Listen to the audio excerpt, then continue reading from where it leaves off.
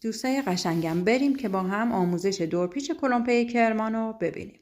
برای دورپیچ زدن ما لبه خمیر رو با انگشت شست به حالت نیشگون فشار میدیم و با همون انگشت شست روی کار برمیگردونیم. انگشت سبابه زیر کار حالت تکیهگاه داره و اصلاً باهاش دورپیچ نمیزنیم.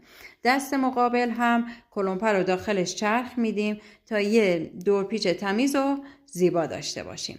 و نکته دیگه ای هم که باید رعایت کنید اینه که نرمی خرماتون نباید بیشتر از خمیر باشه که وقتی شما مهر میزنید خرما لبه های کار باشه و خرما و خمیرتون توی دورپیچ با هم مخلوط بشه که یه ظاهر زشتی به کلمپتون میده.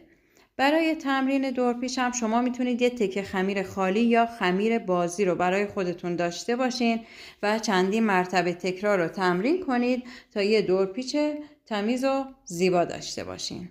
دوستتون دارم.